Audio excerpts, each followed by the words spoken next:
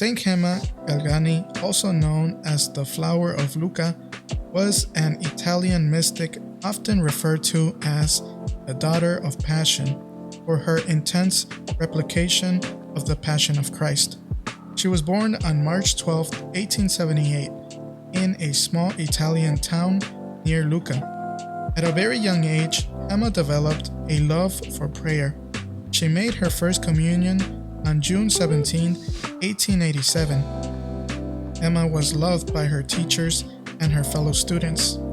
As a student at a school run by sisters, though quiet and reserved, she always had a smile for everyone. Unfortunately, Emma had to quit school due to her chronic ill health before completing the course of study. Throughout her life, Emma was to be chosen with many mystical experiences and special graces. These were often misunderstood by others, causing ridicule.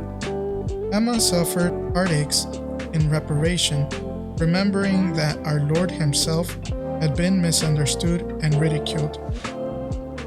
Emma had an immense love for the poor and helped them in any way she could. After her father's death, the 19-year-old Gemma became the mother figure for her 7 brothers and sisters. When some of her siblings became old enough to share the responsibility, Emma went to live briefly with a married aunt. At this time, 2 young men proposed marriage to her. However, Emma refused because she wanted silence, retirement, and more than ever, she desired to pray and speak only to God. Emma returned home and almost immediately became very ill with meningitis. Throughout this illness, her one regret was the trouble she caused her relatives who took care of her. Feeling herself tempted by the devil, Emma prayed for help to the venerable Passionist Gabriel Possenti. Through his intercession, Emma was miraculously cured. Emma wished to become a nun, for her poor health prevented her from being accepted. She offered this disappointment to God as a sacrifice. Emma predicted that the Passionists would establish a monastery at Lucca. This came to pass 2 years after her death. Today, Emma's relics remain at the Passionist monastery in Lucca.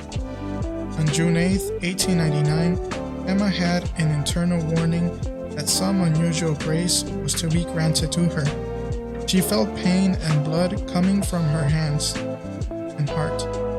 These were the marks of the stigmata.